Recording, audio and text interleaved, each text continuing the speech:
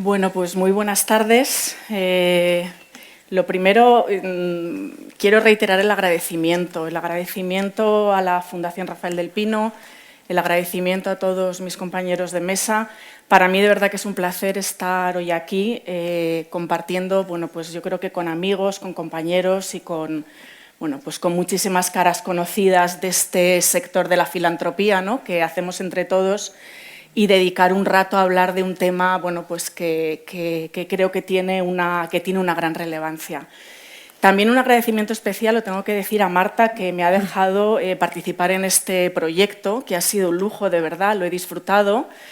Y creo bueno, que habrá que continuar y seguiremos, y lo primero que hacemos es invitarles pues, a leer El Tesauro, tampoco digo del tirón, ¿no?, como si fuera un libro, pero sí a navegar de vez en cuando y a verlo. Y por supuesto, bueno, pues a CaixaBank y a Mercedes, ¿no?, a la que también conozco de hace tiempo, pues que hayan impulsado esto, que hayan creído en esto, porque tampoco es fácil, era un proyecto, ¿no?, que inicialmente podía parecer muy abstracto, incluso un poco difuso, pero que creo de verdad les animo a que lean, y no porque yo haya participado, pero les animo a que lean de verdad. Me ha llamado hoy una cosa la atención, veo algunas personas, ahora con los focos ya no veo bien, veo algunas personas bastante jóvenes, y eso creo que es súper importante. Creo que este proyecto será un éxito si cuando lo leen algunos de los que yo, al menos aquí, claro, vamos creciendo todos, pero yo veo especialmente jóvenes y que a veces no están en otros foros, bueno, pues se animan a leer esto y se sienten apelados y se sienten concernidos y sobre todo se sienten reflejados o sienten que las formas de filantropía que aquí se describen las conocen y no les estamos hablando de nada, como digo, conceptual o nada extraño. Una cuestión puramente de organización, tienen unos QRs que les han repartido a la entrada, pueden hacer las preguntas y a mí creo que me las van a pasar por el móvil y voy a ver si soy capaz de ordenarlas e irlas trasladando a los ponentes, ¿no? Hemos organizado esta mesa en torno a 3 bloques. Que, como se ha adelantado, van a consistir un poco en referirnos un poco al lenguaje de la filantropía y a la percepción de la filantropía, porque esto tiene mucho de percepción, de lenguaje, pero también de percepción. Un segundo bloque un poco a ver un poco cuál es la opinión de las personas que están hoy en la mesa sobre si es necesario redibujar la filantropía, ¿no? Porque partimos, parece que sí, pero seguramente hay opiniones. Y, en último lugar, bueno, pues, descenderemos un poco más para ver exactamente dónde, según nuestros participantes hoy, están pues, las prácticas filantrópicas en España, pero sobre todo las prácticas, decimos ahora con impacto, las prácticas realmente transformadoras. Yo creo que las personas que están hoy aquí, y por qué están aquí, que eso siempre es importante, creo que no necesita mucha explicación, han sido citadas. Pilar García Ceballos, presidenta de la Asociación Española de Fundaciones, Luciano Poyato, presidente de la Plataforma del Tercer Sector, Mercedes Basso, responsable de filantropía de CaixaBank Wealth Management y la propia Marta Rey. Creo que ya solo la representatividad que hay aquí también da una idea de lo variado, ¿no?, y la cantidad de agentes y de intermediarios, a mí esa palabra me gusta mucho, intermediarios actúan en este ecosistema filantrópico, ¿no? Por tanto, bueno, empezaría lanzándose una primera pregunta, ¿no?, que da para mucho, tenemos que ajustarnos un poquito al tiempo. ¿Por qué las palabras importan en filantropía? ¿Qué confunde hoy a la sociedad? Porque partimos de que confunde cuando hablamos de filantropía. ¿Cómo puede un lenguaje que queremos intentar que sea común contribuir a mejorar la confianza pública en la filantropía, en las organizaciones filantrópicas, ¿no? Y sobre todo cómo pasar, no sé si de un lenguaje técnico, un lenguaje quizá muy elevado o de un lenguaje que a veces nos puede sonar vacío, pues a un lenguaje un poquito más comprensible para que cuando digamos, hablamos de filantropía, ¿de qué vamos a hablar? Y alguien nos dé unas notas, pues seguro que vamos a hablar de esto y esto, ¿no? No sé quiénes queréis empezar, ¿os parece? Pilar, empiezas tú, por ejemplo, luego Mercedes, Luciano. Bueno, pues nada, buenas tardes a todos y, como decía, feliz año, porque parece ya que ha pasado medio año, pero no, estamos en el día 11 de febrero, ¿no? Perdón, de enero. 14, y son 14, pues no he dado una. Empezamos mal. Pero eso es vacaciones. Hoy en Oviedo, sí. Yo tengo la sensación de que ya estamos a mitad de año y cuando felicito el año, por eso lo he dicho, me da la sensación de que ya hace mucho tiempo que empezó el año. Así que perdonadme con la fecha, pero yo quería, lo primero de todo, compartir con la audiencia la importancia que tiene este estudio, que se ha dicho, pero yo lo quiero decir desde el punto de vista de de la misión que tengo yo en este momento, que es la Asociación Española de Fundaciones, ¿no? Que es una asociación que agrupa a más de 1000 fundaciones en España.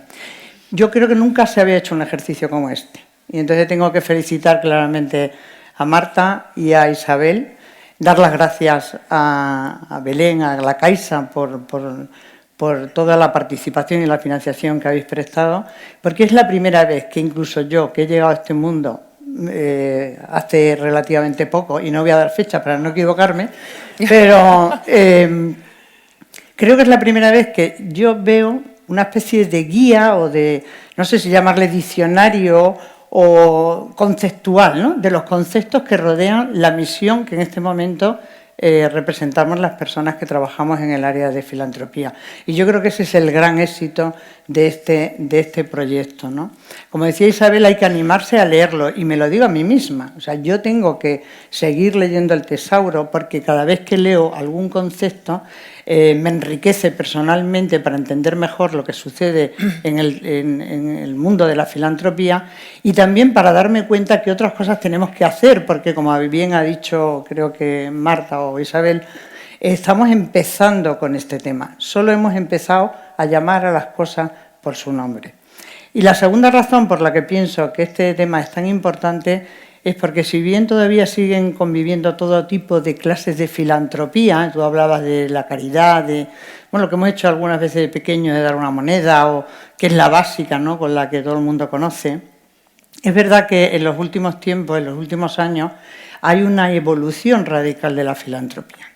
Y tenemos que tener esos conceptos claros, porque ya estamos hablando de una filantropía más estructurada, una filantropía que está buscando no solo resolver un problema puntual que está sucediendo en este momento, una necesidad, ahora necesito dar una comida, sino que ya nos estamos planteando en las organizaciones relacionadas con filantropía en cómo podemos conseguir cambios estructurales. Y cuando hablamos de cambios estructurales, ¿cómo arreglo el problema? O sea, cómo arreglo la raíz del problema y no tanto el problema en sí, que también tenemos que seguir haciéndolo. Y cuando hacemos eso, nos lleva a que tenemos que tener, a mí me gusta mucho hablar de sistemas de buen gobierno, ¿no?, de buena trazabilidad también de lo que hacemos. Tenemos que dar cuentas. Y ahí, otra vez, de nuevo, los conceptos, las palabras, son importantes porque la comunicación es importante.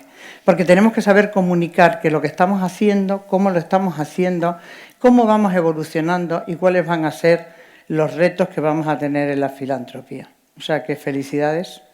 Dar las gracias también a la Fundación Rafael del Pino por darnos este espacio.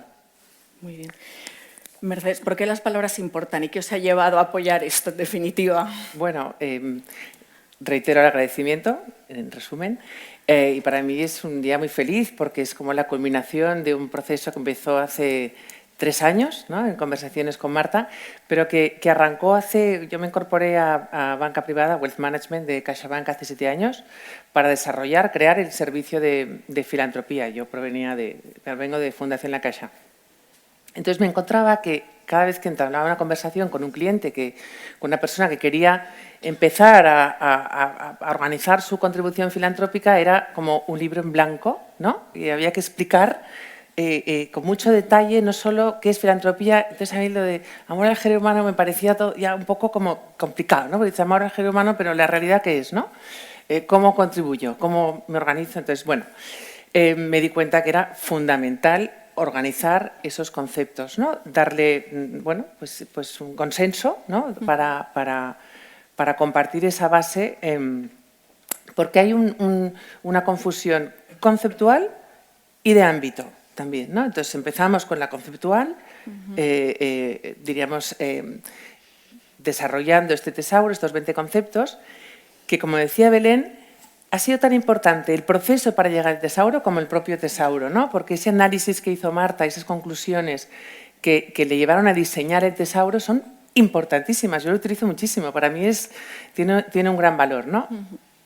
Por tanto, conceptos definidos y luego lo que hay que hacer es pedagogía. O sea, hablar de ello, foros, antes hablabais de que hace poco también se ha hecho otra sesión sobre filantropía, desarrollo del ecosistema, ¿no? También habéis hecho referencia a los diferentes agentes, especialistas, entidades, compartir, comunidad de práctica también es un concepto ahora muy tratado, porque es verdad que nosotros también desde el Servicio de Filantropía promovemos encuentros para que las personas que ya tienen una cierta trayectoria y que han empezado a escribir su libro de filantropía y que han recorrido parte del viaje, puedan compartir con personas que quieren empezar y bueno, pues eso, pedagogía, comunidad de práctica, compartir, e incluso en foros en el Reino Unido que parece que son muy avanzados, ¿no? Y que también echan de menos o consideran que es importante tener espacios donde se pueda compartir. Y la palabra y la experiencia es fundamental. Así que, bueno, pues este es el resultado de una firme creencia de esa necesidad, que creo que puede aportar mucho. Bien, Luciano, hablamos de percepción. ¿Cómo es la percepción de la filantropía en el tercer sector? ¿O cómo se percibe? ¿Se percibe como parte del sector? ¿No? ¿Cómo lo ves tú desde esa perspectiva? Bueno, en primer lugar, feliz año y muchas gracias, María, como presidenta de esta fundación por ser una persona valiente. Es decir, no solamente venimos aquí a hablar de causas sociales, sino que venimos a hacer un marco, ¿no? Un marco referente para poder intervenir. Eso es muy importante. Gracias a CaixaBank, la fundación, hay que recordar, más importante a nivel de números de este país y de Europa. Y luego, Marta e Isabel, bueno, pues por vuestro atrevimiento y cómo habéis podido complementaros, porque venís de ámbitos distintos y sacar un informe así es impresionante. Bueno, dicho esto, ¿qué ocurre? Bueno, pues que a veces los conceptos limitan, ¿no? Las definiciones, pero también hay que recordar que lo conceptual lo que hace es describir la realidad, pero que esta realidad también es cambiante y esta realidad crece y se desarrolla. Y por lo tanto sí que nos hace falta un nuevo marco de referencia en cuanto a la definición de filantropía, que quede muy claro. ¿Qué ocurre? ¿Qué nos ocurre a las 28.000 entidades del tercer sector, 700.000 profesionales, 4 millones y medio de personas voluntarias? Bueno, pues que estamos en un mundo excesivamente endogámico de lo nuestro, ¿no? Y creemos que todo el mundo, o sea, el resto de la sociedad, pues cree que la filantropía es solamente donar dinero, cuando qué importante es cuidar, qué importante es escuchar, qué importante es animar, qué importante es acompañar al duelo, qué importante es todo eso. Y eso es la filantropía, ¿no? Tenemos una ley del voluntariado que se aprobó con el Gobierno en octubre del 2015, una ley del voluntariado actualizada, 10 años. Tenemos una ley del tercer sector, 10 años, ya se define lo que es tercer sector, ya empezamos a hablar de tercer sector, la ciudadanía no sabe lo que es el tercer sector. Yo no voy a dar hoy lecciones de lo que es el tercer sector. Pero evidentemente sí que tenemos que poner en valor dentro de la filantropía las 4 millones y medio de personas voluntarias que hay en este país, los 90 millones de personas voluntarias que hay en Europa y los 970 millones de personas que hay en el mundo. Es que si no ponemos en valor eso, no estamos creyendo en la democracia, no estamos creyendo en los cambios. Es decir, la democracia, lo hablábamos antes, es decir, el resurgir de las fundaciones, de las entidades del tercer sector, viene de cuando este país se abre una democracia. Lo que pasa es que estamos confundiendo la democracia con votar. Y estamos desaprovechando la articulación del tercer sector, la Asociación Española de Fundaciones, todo lo que hacéis las fundaciones, como actores principales que generamos el cambio en este país. Por lo tanto, eso es lo que creemos desde dentro, y a tu pregunta, pues yo creo que tendremos que intentar comunicar a la ciudadanía que no somos gente aislada, que somos gente abierta, que queremos cambiar las cosas y que tenemos que saber abrir nuestras puertas a la gente. Y tendremos que aprender a comunicar. Y tendremos que aprender a escuchar. Y tendremos que bajar a la humildad. Y tendremos que desde la sencillez, desde la profesionalidad y desde el rigor científico, saber captar a la gente. Y saber decirle a la gente que vivir en democracia es apoyar la filantropía. Es ejercer nuestro derecho al voluntariado. Porque la ley del voluntariado y la ley del tercer sector, del 2015, de hace 10 años, nos define. Y ahí se quedó, aprobado por el gobierno de don Mariano Rajoy, con el apoyo de los partidos políticos que había en ese momento. ¿Y ahora qué ocurre? Hemos dejado en manos de esta vergonzosa, diría yo, rifirrafe entre la política, cuando lo que hay que hacer es mirar a la ciudadanía y también que nos escuchen a nosotros para poder cambiar las cosas que ocurren a través de acciones transformadoras. Y ya me callo. No, sigue. No te he cortado, ¿eh? Habría que cambiar nuestras maneras de comunicar, habría que aprender también a saber, a que la gente supiera lo que hacemos, cómo lo hacemos, de qué manera. ¿Qué más da la motivación? Lo importante es que hay mucha gente con actitudes filantrópicas en este país. ¿Qué más da la motivación? La plataforma de voluntariado en este país es de las pocas organizaciones dentro del tercer sector. Las fundaciones son de las pocas entidades de este país que aglutinan a distintas creencias, a distintas ideologías, a distintas religiones que nos aunamos para trabajar por el bien común. Y eso yo creo que es lo que hay que saber sacar hacia afuera y saber compartir, pero sobre todo desde la humildad. Pues gracias, Luciano.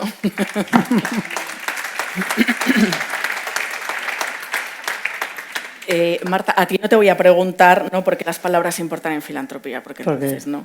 Pero sí que abundes un poquito más y te diría en qué confunde hoy a la sociedad cuando hablamos de filantropía. O sea, ¿dónde está el misunderstanding sobre la filantropía? Vamos a ver, yo creo que el tema que apuntaba antes de concepto disputado, es decir, muy valorado, muy aspiracional, pero muy controvertido, es una cuestión literal, ¿no? Y os doy muy rápidamente un dato ilustrativo. La Universidad de Indiana en Estados Unidos publica periódicamente un índice que mide la evolución del entorno de la filantropía en el mundo.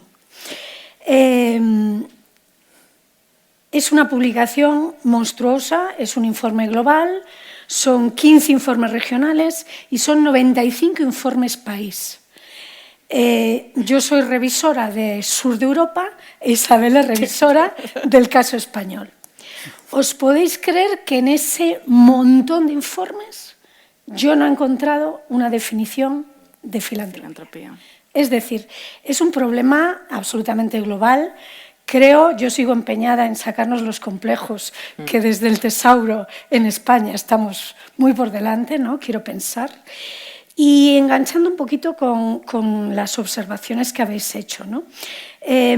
Yo desde esa panorámica global que te da ser revisora del Índice Global de Filantropía, yo creo que el siguiente paso en España que tenemos por delante es de verdad creernos que la filantropía es un espacio con entidad y con legitimidad propias.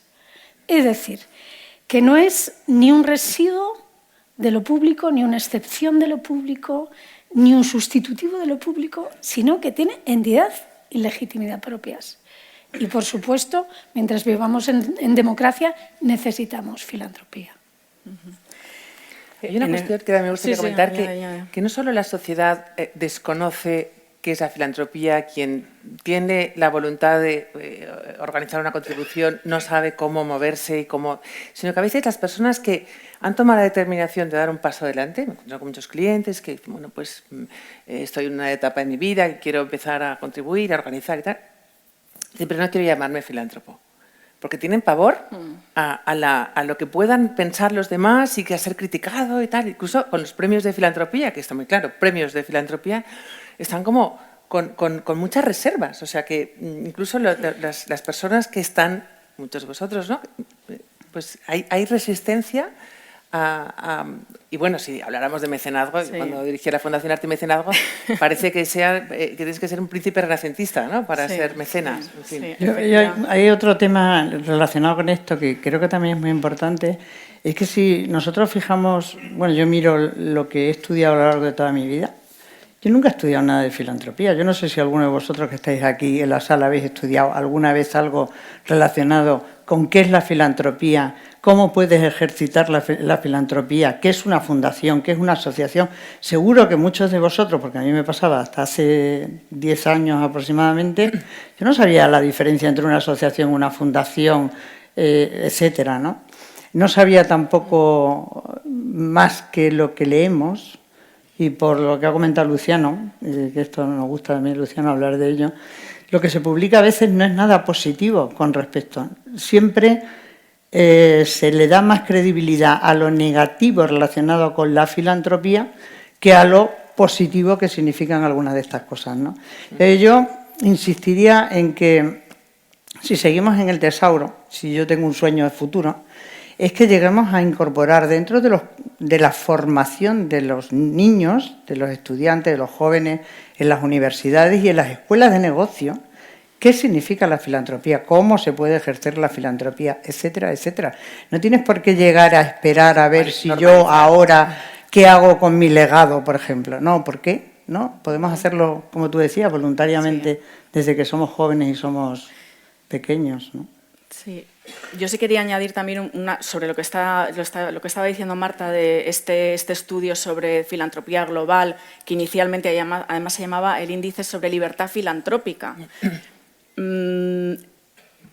Cada uno desde su posición, hombre, no es que los índices se trate, venga, vamos a subir a España para salir mejor en la foto, pero es que es verdad que salíamos y seguimos saliendo a niveles en los que creo que no estamos o no estamos, o sea, para que os hagáis una idea, recuerdo que salíamos al mismo nivel, por ejemplo, que Ucrania antes de la guerra, pero me da igual que Ucrania, hombre, no parece que ni la estructura ni política, ni social, ni la historia sean parecidas, con lo cual ya extraña un poco, ¿no?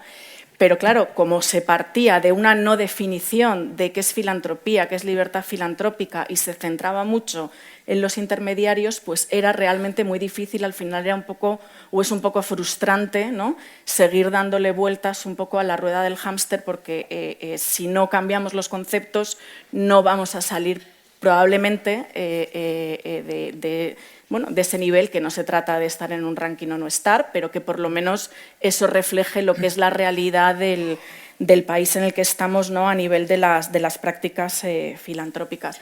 Ahora, Marta, sí que me gustaría también que incidieras un poco, porque estamos recibiendo bastantes preguntas también ya sobre la experiencia comparada. O sea, que lo comparado va a haber que entrar en ello. Pero volvemos, si os parece, a hacer una ronda también para que añadáis aquellas cosas también que os han sugerido las preguntas de vuestros compañeros. Yo creo que hay que redibujar la filantropía, pero ¿cómo? O sea, ¿cómo podemos redibujar esa filantropía? Esto es un paso, pero hay que seguir y hay que implantarlo, ¿no? De alguna manera en el día a día, ¿no? De la actividad filantrópica. Empiezo por Mercedes, venga. Yo creo que lo que tenemos que hacer es encontrar cauces para conducir esa vocación filantrópica solo hay excepciones. Excepcionalmente alguien no quiere, con medios que no solo son económicos, con capacidad de donar algo, como decía Marta, cualquier recurso, que puede hacerlo, que no quiere hacerlo. Entonces, lo que hace falta son cauces y especialistas que acompañen, porque las personas no saben por dónde empezar. Entonces, salvo que tengan un primo, un conocido que se diga, mira, yo conozco esta fundación, o mírate esto o lo otro, es muy limitado. Entonces, si hay más servicios de filantropía, más especialistas, las fundaciones se abren más, se comparte el lenguaje, se anima, se interpela, no solo crear una ley que no tenemos de mecenazgo. Tenía que Sí, salir. sí tenemos. sí Tenía que salir. No tenemos. Y no le digas eso a Isabel. No, no. No, hemos discutido mucho. Es que Isabel ha trabajado en la ley de mecenazgo y aprovecho para decirlo años. Con Marta y con Isabel no tenemos ley de mecenazgo. Tenemos una ley que trata los incentivos fiscales al mecenazgo. Bueno. Y una ley de mecenazgo crea un marco donde se, diríamos, reconoce la participación social en el bien común. Entonces, es que si no lo hay, la sociedad, resto, sospecha. Yo recuerdo conversaciones con representantes políticos que han intentado o han querido promover el mecenazgo, decías que el principal freno no es Hacienda, es la sociedad. Y eso para mí siempre me ha pesado mucho. Entonces, la sociedad tiene que participar ella misma, sentirse interpelada y que quien quiere y puede hacerlo no sienta agobio de pensar que le van a llamar filántropo casi como un insulto, ¿no? Entonces, normalizar, vuelvo a la pedagogía y espacios donde se pueda compartir y acceder a casos. Nosotros, la vocación de los premios de filantropía de CaixaBank son aflorar casos.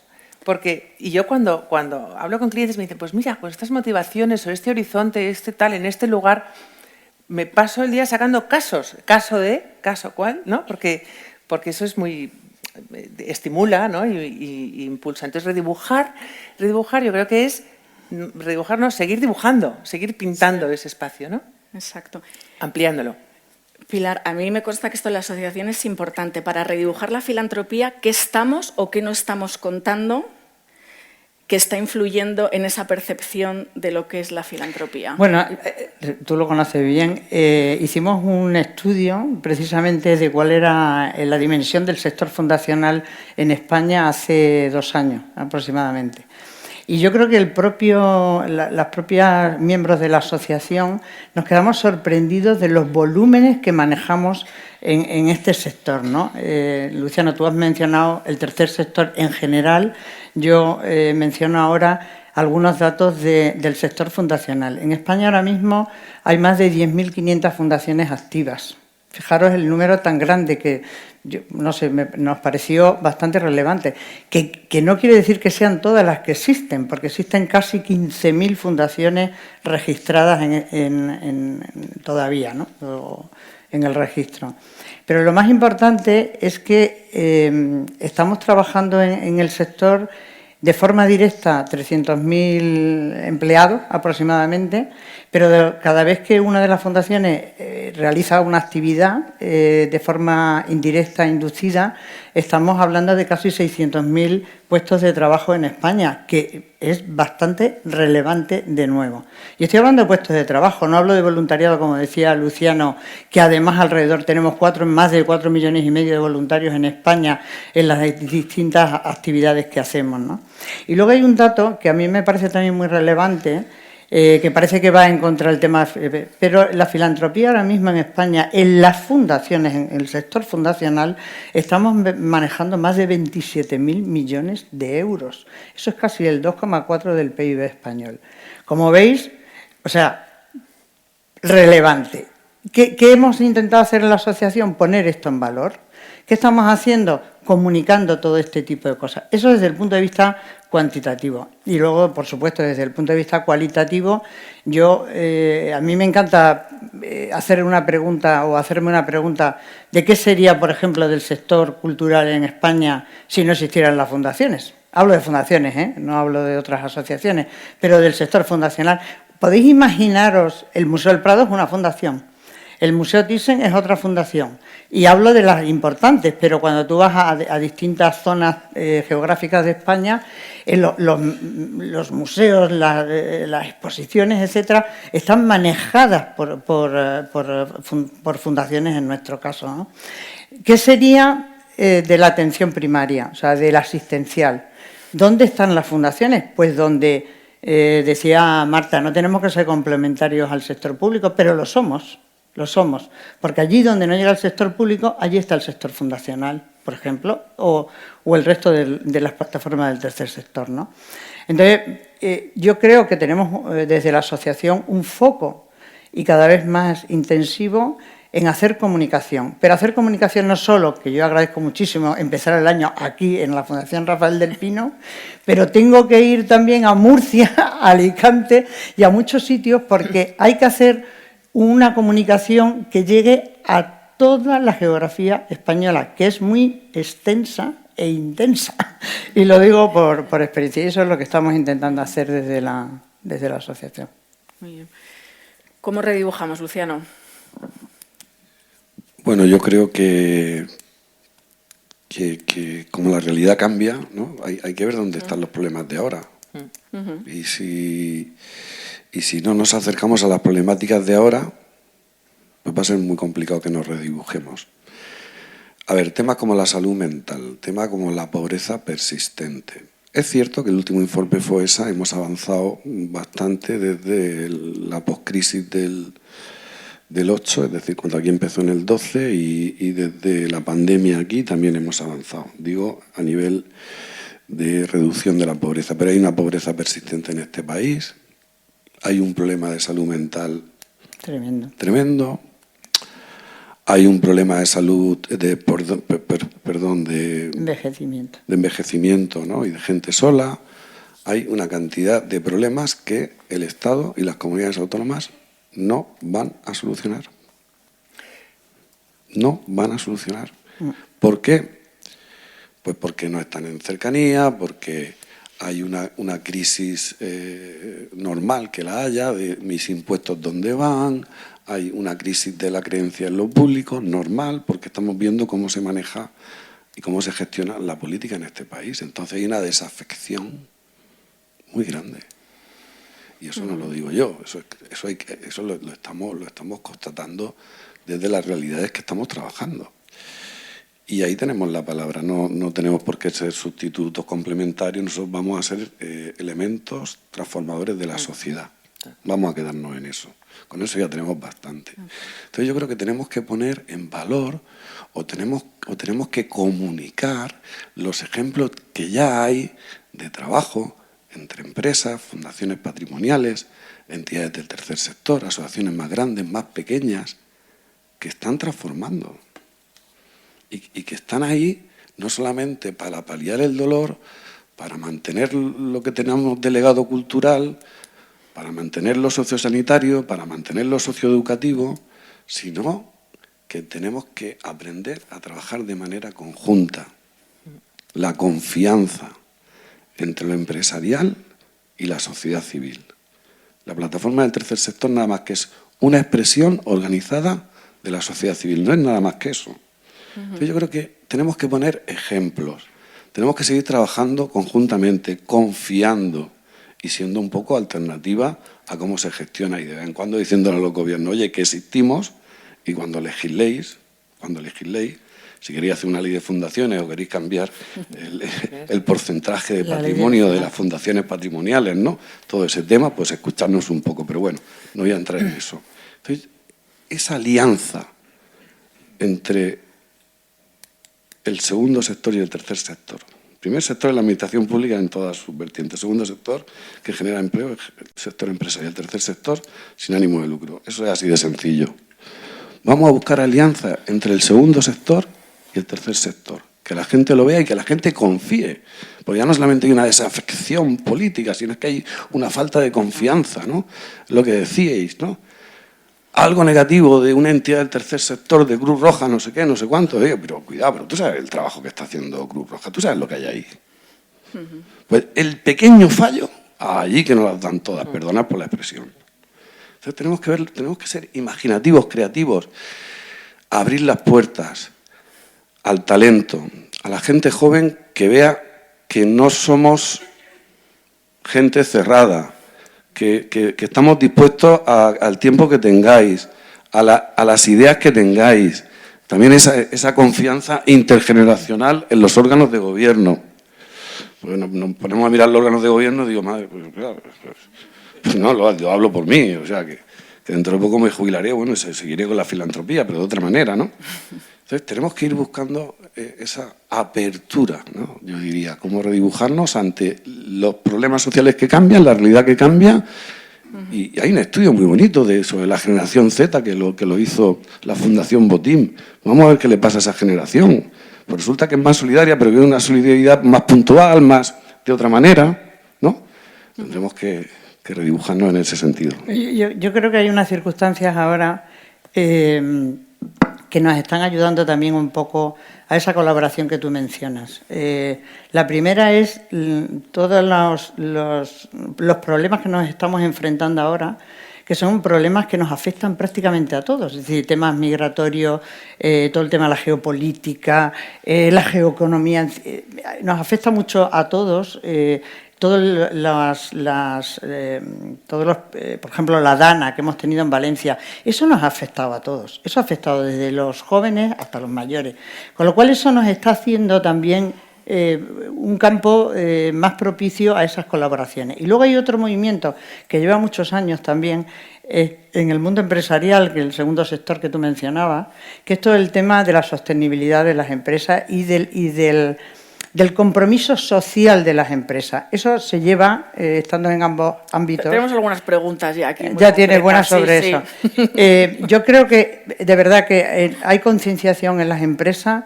Se está haciendo mucha parte del voluntariado que en España viene de las propias empresas, motivado por las empresas, con lo cual quiero decir que, de alguna manera, estamos en una época en la que pueden confluir una serie de factores para llegar a esto que estamos diciendo, ¿no? A la colaboración, al conocimiento, etcétera. Algunas por desgracia, ¿no? Pero están existiendo. Sí.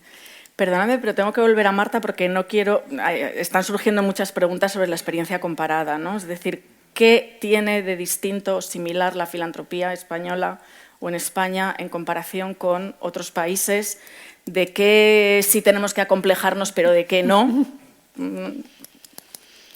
Qué preguntas tan amplias, ¿no? Vamos a ver, la investigación sobre filantropía yo creo que está muy avanzada tanto en Estados Unidos como en Europa, afortunadamente, en este momento, pero daos cuenta que cada país tiene su propio entorno normativo a la hora de definir qué entienden por una organización filantrópica, ¿no? Cómo definen una asociación, cómo definen una fundación, si la definen solo efectos de derecho civil o solo efectos fiscales, de mera herramienta fiscal, ¿no? Entonces, cada vez que intentamos hacer ejercicios comparados... de vehículos. Por supuesto, ¿no? Cada vez que intentamos hacer esos ejercicios comparados es muy complicado, es muy difícil, ¿no? Sí. Entonces, yo creo que España, por ejemplo, como os comentaba antes, tiene un desempeño muy destacado en contexto internacional en ciertos tipos, por ejemplo, de donaciones en especie. Ese mito de que los españoles no somos generosos, yo no tengo las cifras actualizadas porque es un estudio que hicimos hace unos años, pero comparamos la reacción de varios países, incluido Estados Unidos, a catástrofes naturales y humanitarias. Y la verdad es que en términos relativos, España era un país muy generoso. Y no solo era un país muy generoso, sino que era generoso tanto cuando la catástrofe era dentro de España como cuando era fuera de España. Porque hay países donde la filantropía que afronta este tipo de situaciones extremas mira mucho hacia adentro y muy poco hacia afuera, ¿no? Por ejemplo, había una serie de catástrofes, yo recuerdo, las habíamos tabulado, comparado en términos per cápita, etcétera, etcétera, que habían tenido lugar en América Latina. La reacción de los españoles así había sido brutal. Yo tenía por ahí, María, una cifra que me han facilitado desde la asociación, que el año pasado, en el 2025, 16,5 millones de españoles hemos donado algo. No digo una gran cantidad o algo. Con lo cual, quiero decir, es significativo, la cifra, vamos. Sin duda. Sí, el número de donantes, desde luego, se ha incrementado. O sea, y hay una cosa... los datos que hay... En la diferencia con el extranjero,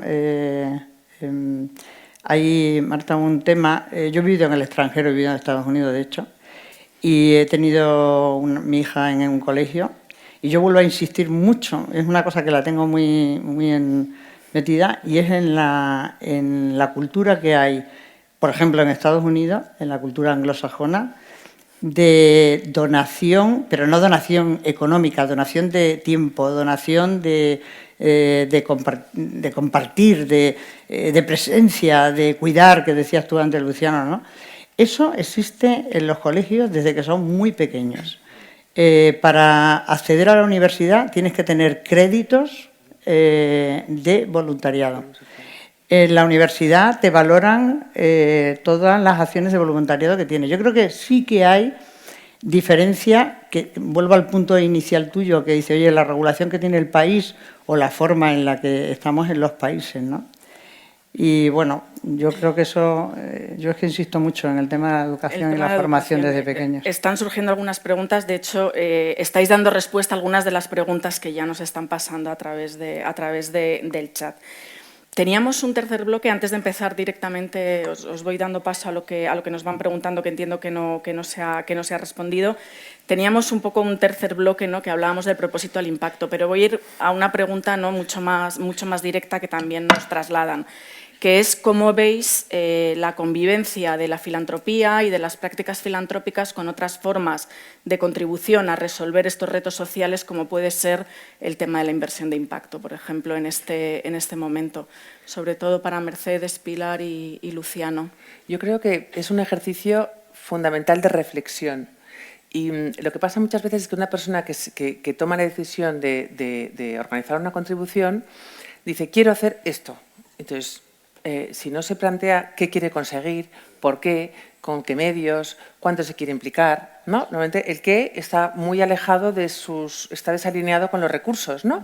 O no ha hecho un análisis del ecosistema, ni ha visto qué organizaciones están trabajando en ese campo, ¿no? Entonces, lo que nosotros procuramos es que haya esa reflexión inicial, o incluso cuando ya llevan un tiempo de experiencia y están medio perdidos o con crisis un poco de estrategia, es decir, ¿qué quieres conseguir? ¿Qué medios tienes? ¿Cómo es el ecosistema? ¿Quién está? ¿Cómo es el conocimiento de ese ámbito? ¿No? Entonces, a partir de ahí, decir, ¿cuál es el medio? ¿Una fundación? ¿Inversión? ¿Emprendimiento social? Y miro a Ana, a Shoka, ¿no? Es decir, ¿cuál es la manera, el medio para llegar a tu objetivo, a lograr lo que te has propuesto? Entonces, tiene que ver con la reflexión y luego es Venture Philanthropy, ¿no? Que trae en el escenario de juego conceptos muy interesantes como el horizonte temporal a largo plazo, la alta implicación, el acompañamiento más allá del financiero, ¿no? Entonces, importantísimo, fundamental, reflexión. Y vuelvo a citar, porque luego a menudo, a un asesor de filantropía que está basado en Ginebra, que decía, la generosidad nace del corazón, la empatía del estómago y la filantropía de la cabeza. Entonces, pongamos cabeza y escogeremos el medio más adecuado. Muy bien, Pilar. Bueno, yo creo que lo hemos hablado ya, es decir, la filantropía se está transformando y se lleva transformando muchos años. Hay un profesor del MIT que se llama Otto Schammer, que me encanta porque habla como hacíamos, yo trabajaba en IBM muchísimos años y todo eran versiones de software, ¿no? La versión 1, la versión 1.0, 2.0, tal, etc. Y él tiene 4 versiones hasta ahora de filantropía, la versión 1.0, la 2.0, la 3.0, etc. Y es de las que hemos estado hablando aquí, desde la caridad con la que es, digamos, la filantropía básica, ¿no?, la donación, lo que se ha hablado aquí de filantropía de colaboración, la última, la 4.0, es la que también se ha comentado aquí, que ha comentado Luciano, que es la de transformación. Y cuando hablamos de la 4.0 de transformación, en eso cabe muchas cosas, porque para hacer cambios sistémicos, cambios estructurales en la sociedad, pues ¿por qué no vamos a hacer inversión de impacto? Si es una manera de hacerlo, ¿no? Entonces yo creo que tenemos que estar muy abiertos a que en la filantropía ahora vamos a conocer nuevos modelos e incluso nosotros en las fundaciones estamos viendo fusiones, yo personalmente he participado en fusiones en proyectos, no fusiones en fundaciones, fusiones en proyectos. y dedicar el 100% de nuestros recursos a hacer solo un proyecto entre varias fundaciones, ¿no? Entonces, yo creo que tenemos que estar muy abiertos, en línea también con lo que decías, Mercedes, teniendo claro cuál es el objetivo, cuál puede ser el medio, ¿no? Y desde luego sí creo que para la supervivencia de todas estas organizaciones, tanto asociaciones como fundaciones, tenemos que replantearnos los cambios y la colaboración entre nosotros, porque no podemos sobrevivir todas las que somos. Os hemos dicho 28.000 en el tercer sector, más de 10.500 activas en las fundaciones. Si miramos a futuro o juntamos nuestros esfuerzos y buscamos transformarnos y cambiar, hay un tema, volviendo a la tecnología, perdona, y corto ya, que me estoy alargando. Yo estoy muy preocupada por la transformación tecnológica, de la adaptación de las asociaciones nuestras, del tercer sector, y de las fundaciones a la transformación tecnológica que está requiriendo en este momento el mundo, ¿no? Y tenemos que adaptarnos. Esto lo tenemos que hacer juntos, no se puede hacer. Y hay que buscar la forma. Y los que tenemos capacidad ahora tenemos que ayudar a los que no la tienen a entender lo que viene y cómo transformarse. Y en eso puede entrar la inversión de impacto, ¿por qué no? Sí, tiene mucho que ver con la sostenibilidad también, claro, yo creo, de los proyectos y del sector. Luciano, desde el amplísimo tercer sector, que conviven un montón de tipologías de entidades. Yo creo que hay temas que están infravalorados dentro de lo que es, en general, la filantropía, la innovación social, la inversión en los cambios estructurales, la inversión en provocar que las causas que generan tanta exclusión y desigualdad desaparezcan. Nos tenemos que atrever, tenemos que atrevernos a hacerlo. Las causas que generan la desigualdad. Y ahí mucho me temo que tendremos que hacer proyectos en los que perdamos dinero, porque son proyectos que van a ser innovadores, ¿no? Igual que en la cultura de la empresa. Bueno, aquí en este país no, pero en Estados Unidos sí. Bueno, pues se anima cuando ha fracasado, venga, te apoyo y te vuelvo a apoyar hasta un cierto punto. Yo creo que para hablar de lo social, de lo cultural, incluso de lo medioambiental, ¿vale? Tendremos que hacer proyectos en donde tengamos que arriesgar. Y tenemos que arriesgar, y lo tenemos que hacer. Y luego a mí me gusta la palabra de poner orden a todo esto. Es lo que decía Pilar. Tanta asociación que hemos venido de problemas muy concretos, ¿no? Bueno, pues, ¿qué significa ordenar? Porque tenemos que aprender a trabajar de manera conjunta.